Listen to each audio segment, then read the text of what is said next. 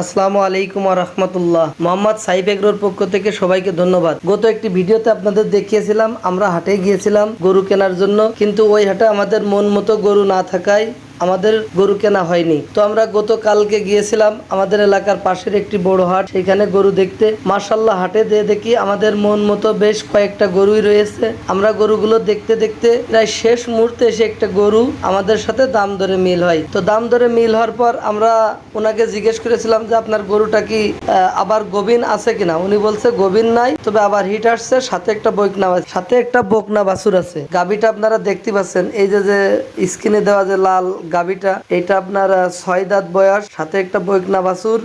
গাভীটা দীর্ঘদিন একজন গৃহস্থ পেলেছে, কিন্তু ওনার বাড়িতে সমস্যার কারণে গাভীটাতে কিন্তু প্রচুর পরিমাণে খাবার দিতে পারে নাই। খাবার বেশি পরিমাণে না দিতে পারায় গাভীটা অনেক কাবু হয়ে গিয়েছে। তো আমরা গরুটা সর্বশেষ দামাদার করে ওনাদের কাছ থেকে গরুটা নিয়েছিলাম। মাঝখানে আমাদের একজন ভাই ছিল, উনি গরুটা দাম দর করে আমাদের মিলাই দিয়েছেন। গৃহস্থ প্রথম অবস্থায় অনেক বেশি দাম চেয়েছিল, তারপর এক পর্যায়ে হাটের শেষ সময় এসে উনি আমাদেরকে গরুটা দিতে রাজি হয়। তো যাই হোক, আপনারা সকলে আমাদের জন্য দোয়া করবেন।